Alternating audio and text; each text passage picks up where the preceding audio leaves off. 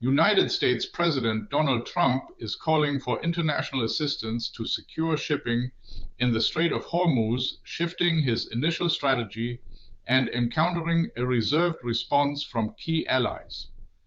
Trump's proposal for other nations to send warships to the crucial waterway comes after the United States bombed an Iranian island vital for oil production.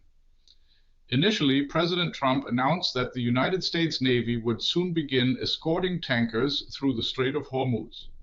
However, he changed course on Saturday, urging other countries to deploy warships instead. On his online service Truth Social, Trump wrote, "Many countries, especially those affected by Iran's attempted closure of the Strait of Hormuz, will jointly send warships with the United States to keep the strait open and safe."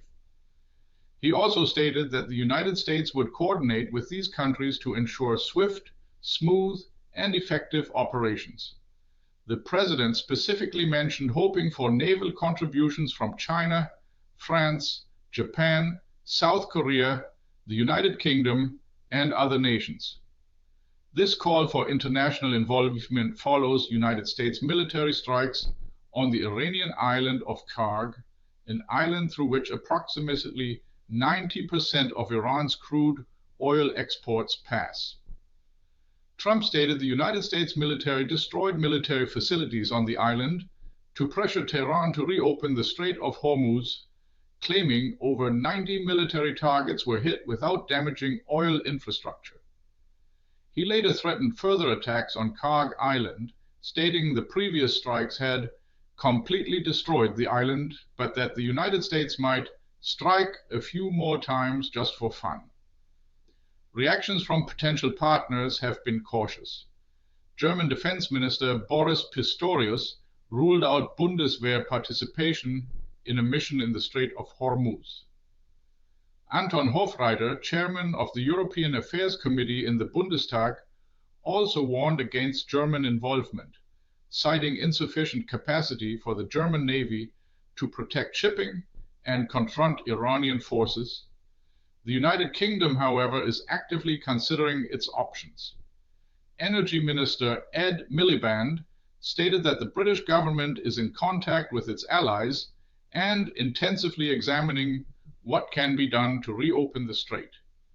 He mentioned exploring options such as minesweepers or sea drones. Miliband emphasized the importance of ending the current conflict as the safest way to reopen the strait and prevent a nuclear-armed Iran. From Asia, a Japanese government official indicated that the legal requirements for deploying Japanese naval ships are extremely high.